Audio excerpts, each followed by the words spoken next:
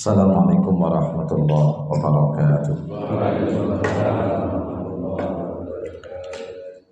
Alhamdulillah, wassalatu wassalamu ala rasulillah wa ala alihi wa ashabihi wa man wala wa la hawla wa la quwwata illa billah.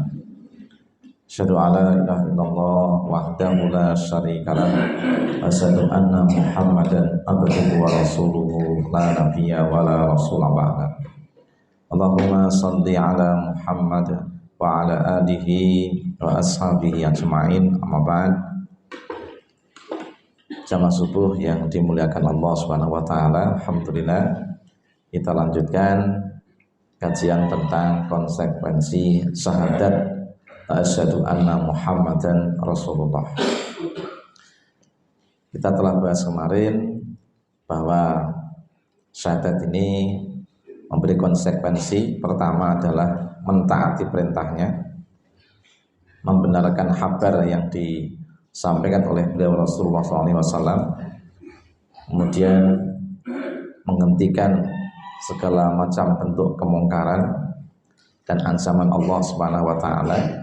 Kemudian kita sampai poin 4 adalah yaitu beribadah kepada Allah sebagaimana yang disyariatkan, bukan berdasarkan yaitu keinginan dan juga bid'ah-bid'ah. Sekarang yang nomor 5, bahwa konsekuensi syahadat adalah yaitu wa taqdimu mahabbatihi ala mahabbatin nas kullahum minal abna wal aba wasairil qarabah. Artinya mengutamakan cinta kepadanya daripada cinta kepada semua manusia, baik itu pada anak-anaknya, orang tuanya, dan semua kerabat-kerabatnya. Jadi mencintai Nabi lebih daripada mencintai semua manusia.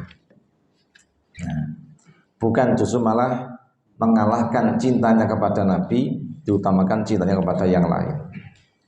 Jadi kalau ada namanya perintah syariat yang diperintahkan oleh Allah dan Rasulnya, maka harus diutamakan perintah Allah dan perintah Rasulnya.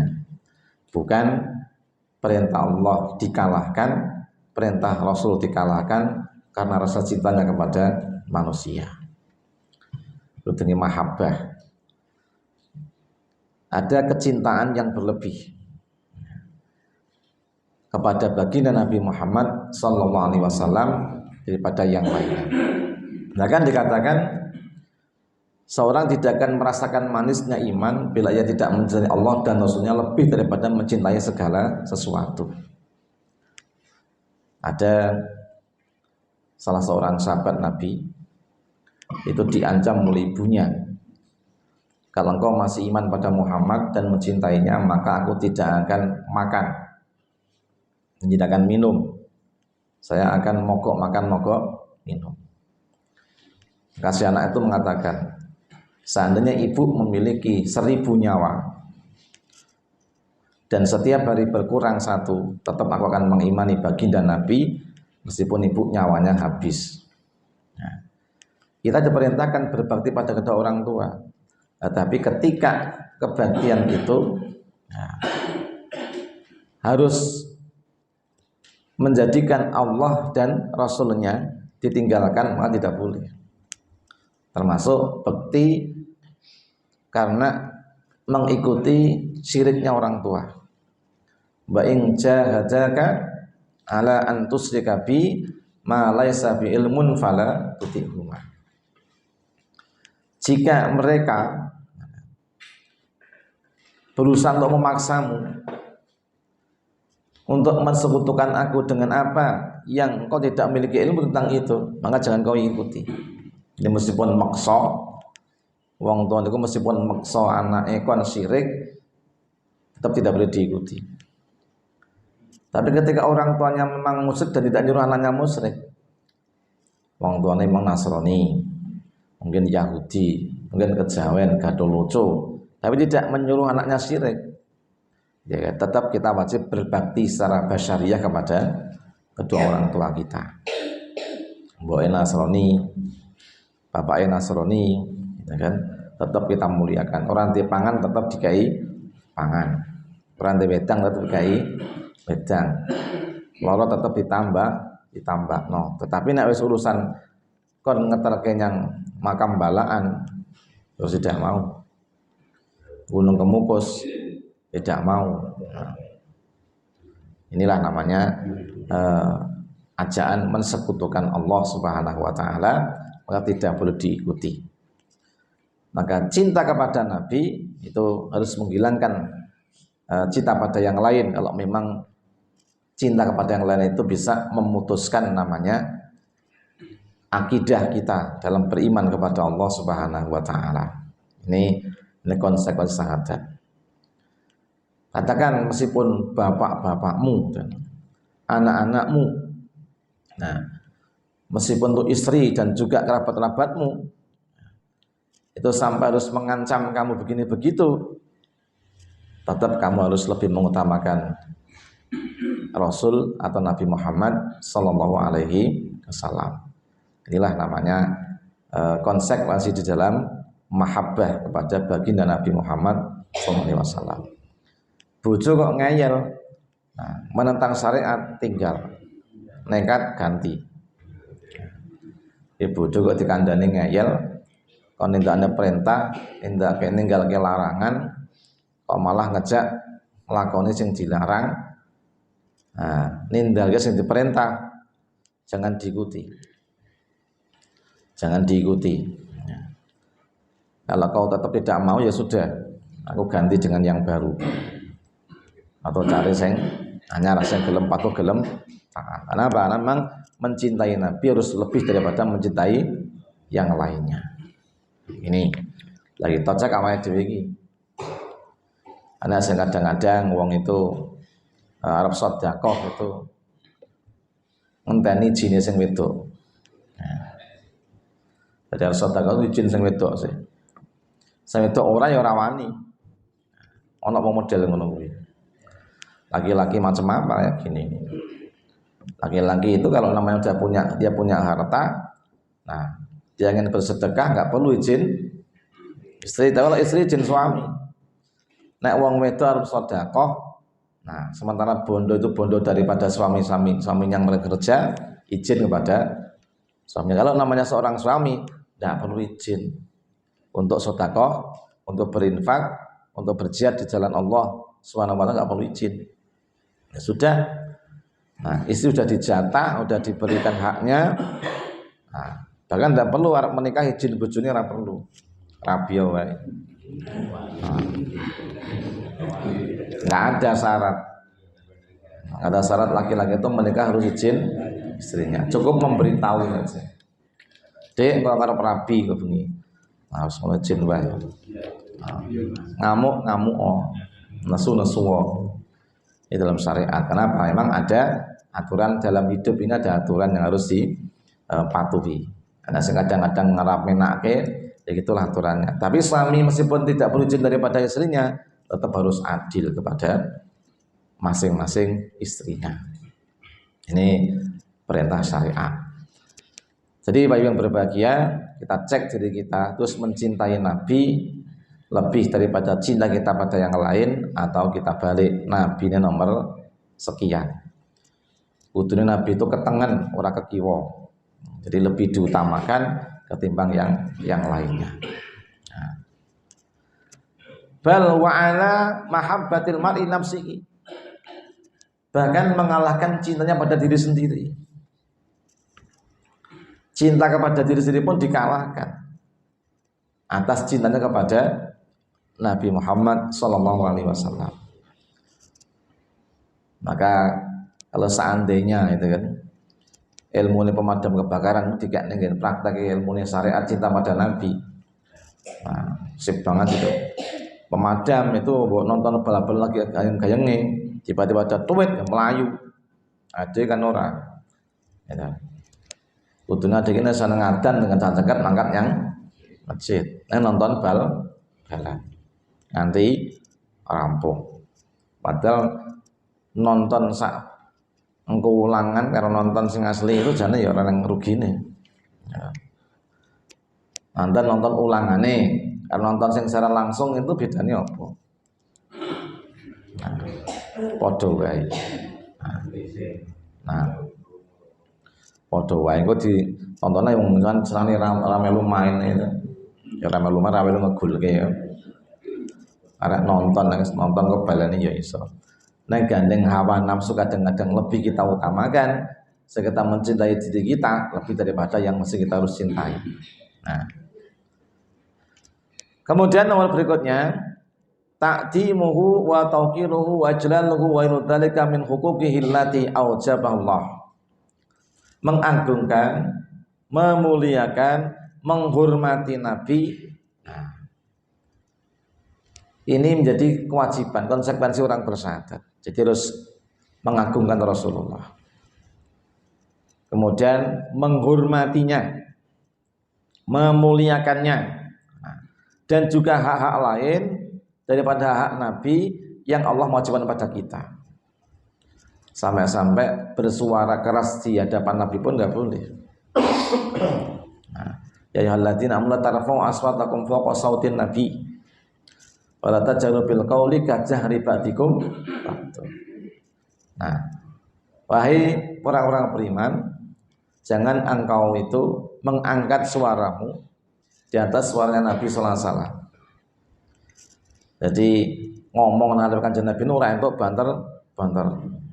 Kene Nabi ada pidato nang jaba malah ngomong, "Woi." Nah entuk. Ana jaba.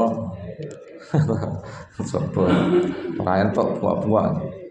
La tarfa'u aswatakum fawqa sautin nabi. Jangan engkau mengeraskan suaranya Rasulullah. Dan jangan engkau itu menjaharkan suaramu sebagaimana kamu itu kan menjaharkan satu sama lain. Jadi ojo kau jaharkan satu sama lainnya. Ini ngomong ala Nabi nu sing lembut, sopan santun. Ora kok karo koncone, "Jo." Ora. "Mat Muhammad," ora itu. Tadi dengan suara lembut, "Ya Rasulullah." Lebih suka kita ini memanggil dengan ya Rasulullah, ya Nabi Allah. Bukan nyeluk jenenge wonge. Jadi kita sholawat itu nyebut ada kata-kata Allahumma sholli ala Muhammad. Kenapa enggak pakai Sayyidina? Itu masalah peletakan kalimat saja. Ada yang menggunakan kalimat Sayyidina Muhammad, tetapi di dalam hadis ini tidak pakai Sayyidina. Nah, kalau di luar bacaan-bacaan sholat itu silakan pakai Sayyidina. Tapi kalau di dalam sholat karena teksnya adalah seperti itu, ya kita Allahumma sholli ala Muhammad wa ala ali Muhammad kama shallaita ala Ibrahim wa ala ali Ibrahim fil alamina innaka hamidum. Jadi tidak menambahkan apa sampaikan Nabi. Jadi ada kalimat khusus. Kalau dalam sholat itu tanpa Sayyidina. Ini di luar sholat, Allahumma sholli wa sallim ala Sayyidina wa maulana Muhammadin. Itu silakan. Di luar sholat, sholawat yang kita boleh pakai Sayyidina. Tapi kalau di dalam sholat dibuang kalimat Sayyidinanya. Itu yang disebut dengan namanya tidak menambahkan sebagaimana kemarin kalimat-kalimat sholat itu dengan kalimat yang lain. Jadi ada namanya taukir, sehingga apa? Agar tidak ada namanya penghambaan kepada Rasulullah. Sholat itu menghamba kepada Allah, bukan menghamba kepada Rasulullah. Tidak menyembah Nabi tapi menyembah Allah, sampai dihilangkan kedudukan-kedudukan yang mestinya ada pada Nabi di dalam sholat itu dikhususkan hanya kepada Allah. Meskipun ada salawat pada Nabi, Allahumma sholli ala Muhammad wa ala ali Muhammad kama shallaita ala Ibrahim wa ala ali Ibrahim fil alamin innaka Hamidum Majid. Lha koncane dhewe nganggo ngono, ya wis. Dalam masalah ibadah kita harus mengikuti apa yang benar-benar bersumber yang asli. Jika mereka menambahkan urusannya DE, yang penting kita sudah memberikan nasihat, berikan satu pelajaran bahwa dalam sholat itu lakukan sebagaimana Nabi memberi contoh. Jadi shollu kama ra'aitumuni usolli. Salatlah kamu sebagaimana kamu menyaksikan aku melaksanakan salat. Tapi di luar itu, salawat sayyidina dipersilahkan.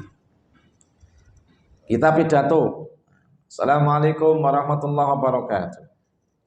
Kemudian Allahumma sholli ala sayyidina Muhammad wa ala ali sayyidina Muhammad. Walhamdulillahirabbil alamin. Boleh. Dan kita membuka doa. Nah, doa itu umum di luar sholat. Bapak Ibu, mari kita doakan orang-orang yang mengantuk itu menjadi tertidur semuanya. Allahumma sholli ala sayyidina Muhammad wa ala ali sayyidina Muhammad. Allahumma rzuqnan nauma. Nah, sebagainya. Itu pakai itu silakan. Jadi tidak ada masalah kalau di luar ibadah, karena ibadah itu khusus. Sholat itu harus benar-benar sesuai dengan petunjuk baginda Nabi Muhammad sallallahu alaihi wasallam. Nah, belum biar sebacut ngene kok. Nah, bacut jadi rubah. Angel jadi coba, urung nyoba wis angel. Nah, inilah namanya perbedaan ketika kita beribadah sholat dengan sekedar kita ibadah doa yang sebenarnya adalah umum. Itu. Kemudian apa yang dirahmati Allah Subhanahu wa taala, pada dikatakan wa huwa abdun la yu'bad. Muhammad itu adalah hamba yang diutus oleh Allah Subhanahu wa taala, la yu'badu, tidak disembah. Kita bukan menyembah nabi atau rasulnya Allah, tapi kita memuliakan. Nah, kita ini mengagungkan, mendudukkan sebagaimana dudukan yang beliau miliki. Nah, makanya kalau ada sholawat itu ada semu-semu minta pada nabi, itu disebut sholawat syirik. Nah, yang diperdebatkan selama itu sholawat namanya selawat nariyah. Kalau nenggene kampung sebelah itu kan menjadi kewajiban.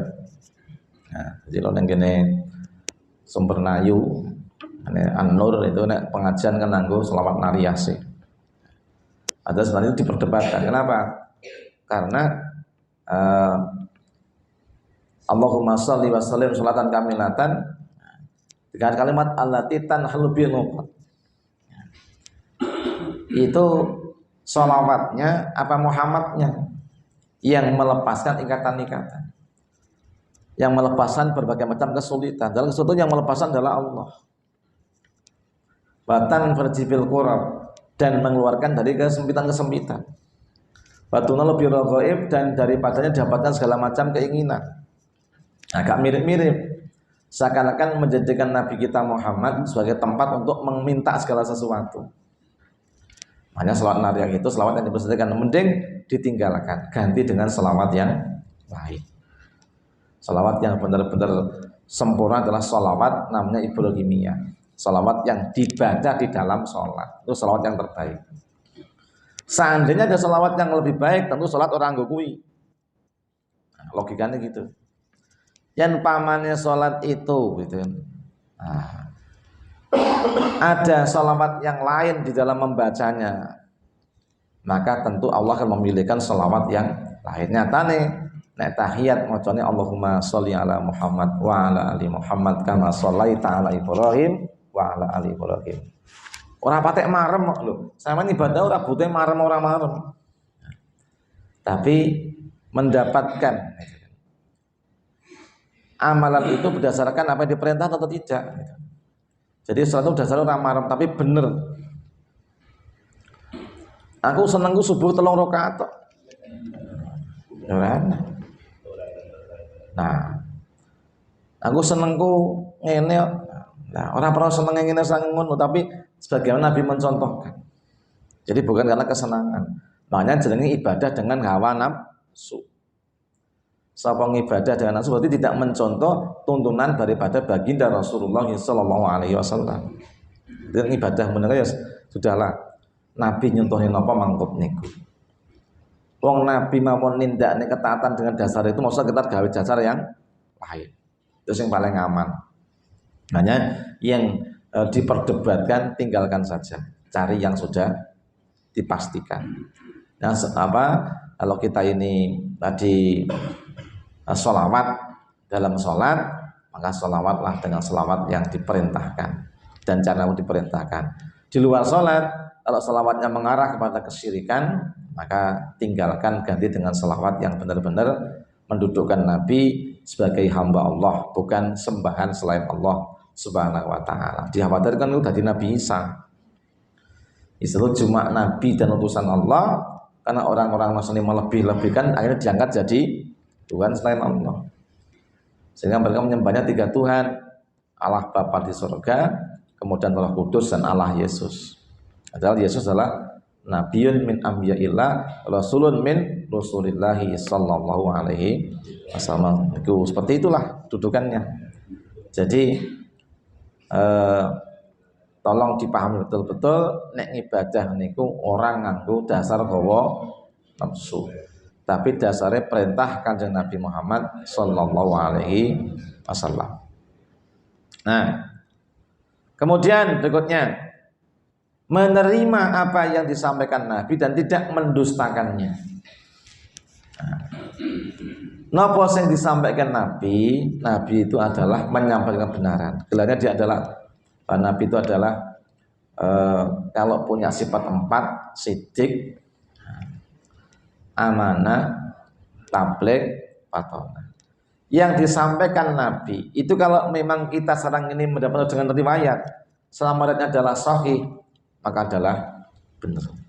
Meskipun zaman dulu ono pamane Nabi, gitu kan, yang namanya Abu Lahab, wong modal ganteng, Abu Lahab itu wong ganteng, putih, resik, rambutnya dikepang dadi loro kiwa tengen. Kemudian cuma rada juling sithik. Itu jenenge Abu Lahab bin Abdul Muthalib. Iki pamane Kanjeng Nabi. Kuwi gowone kalau Nabi itu pol. Setiap Nabi dakwah ditutke. Bar Nabi nyampaikan perintah langsung ojo tutke. Nabi ini hampir semua kabilah di Saudi Arabia yang di Mekah sana itu didatangi di Aminu billahi tuflihu. Imana karo Gusti Allah, sembahlah dan jangan kau sekutukan, kau beruntung. Langsung pidato nang Brunei. Ojo tutke pendusta iki. Nah, jangan kau ikuti pendusta ini. Akhirnya Nabi pun kumpulkan semua kabilah di namanya di Batha, di sebuah lembah di Batha dekat Bukit Sofa sana dulu. Dan wahai para pembesar Quraisy, percayakah kalian kalau aku mengatakan musuh akan menyerang kamu di waktu pagi dan petang? Percayakah kalian? Dia jawab, na'am. Dan sekarang aku datang pada kamu untuk memperingatkan akan ada siksa yang pedih. Maka berimanlah kepada Allah. Orang sing rambutnya dikepang mau jauh juri wong bagus putih langsung angkat. Ya Muhammad, alihata jamak tanah. Muhammad, apa kalau iki kau kumpulkan aku? Taban laka ya Muhammad, celaka kau ya Muhammad. Turunlah ayat. Tabat yada abi lahabi wa tab. Nah, celakalah dan celakalah kedua tangan Abu Lahab dan celakalah. Itulah kenapa sampai turun ayat sing sangat sinis kepada Abu Lahab. Karena Abu Lahab itu sudah keterlaluan banget. Kemana Nabi dakwah ditutke, orang dukung malah ngaco terus. Nabi dakwah ngajak kabilah beriman langsung dikandani bareng kuwi. Ojo ikuti itu. Lah, Abu Lahab itu wong sing kondang kono. Jadi laknat oleh Allah sampai sekarang itu kuburannya ambune sik kecinge raumu. Bahkan setiap orang sholat laknatnya. Yang wong itu keterlaluan, kebacut bisa mendapatkan laknatnya Allah. Kebacut itu berarti kenemenen. Dosa itu jalannya nemen-nemen.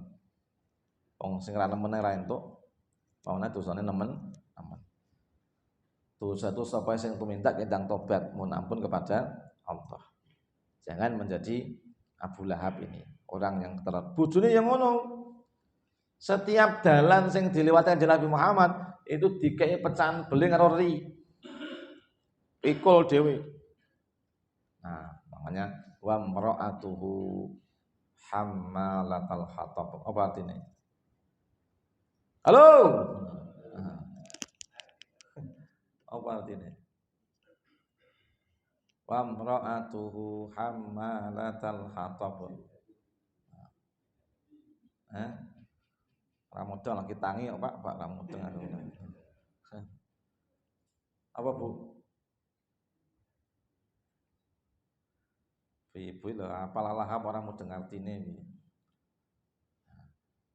Umi wis khatam, Abi wis khatam. Ini mudeng to. Wa imra'atu hammalatal hatab. Apa Bos? Masa belas. Surat pendek lho kuwi. Pendek cetha cethi. Bose sing nang Mekah 17 tahun wis.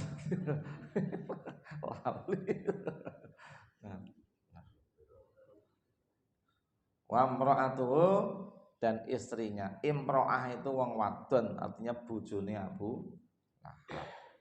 Hammalatal hatab, yang membawa tali yang terbuat dari serabut. Ditalake nang gulune. Nah, apa?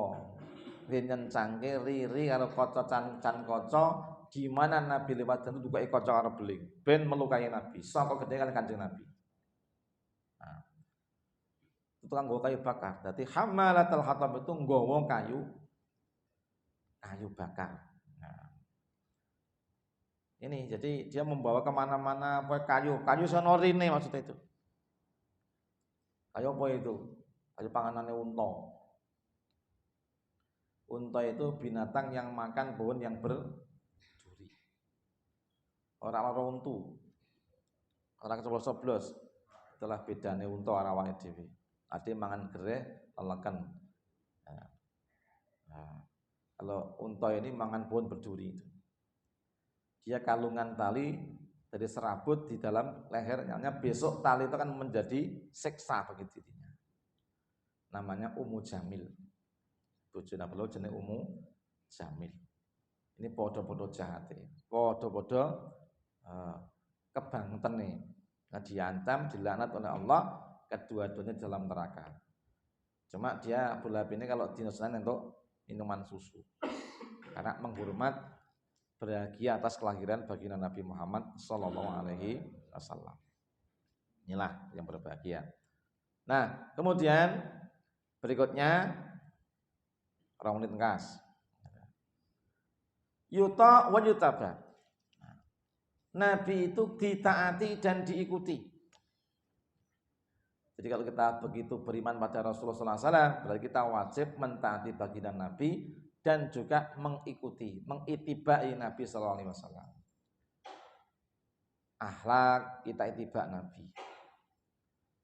Ibadah itiba Nabi. Bahkan kita punika kalau dikatakan mencintai Nabi, qul in kuntum tuhibbunallaha fattabi'uni. Katakan, jika engkau itu mencintai Allah, maka ikutilah aku. Dalam apa? Dalam apa yang diperintahkan kepada kita semua.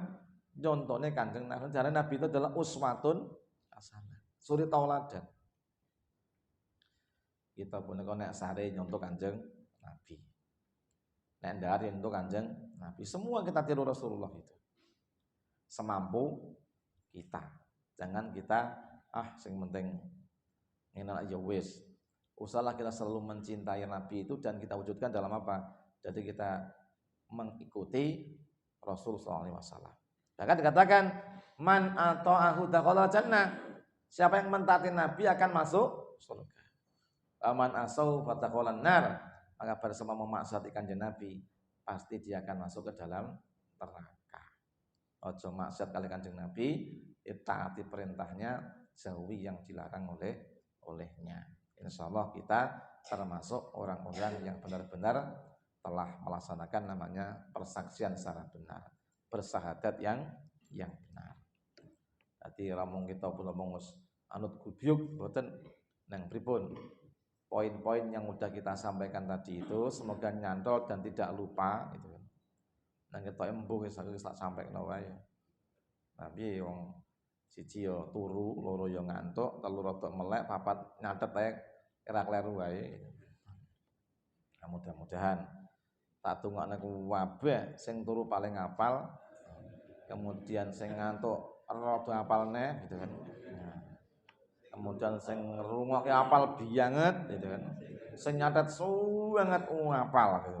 Nah, demikian semoga Anda dimasukkan surga dan saya semuanya didekatkan dengan kebaikan, jauhkan dari keburukan dan tidak dimasuk dalam nerakanya Allah.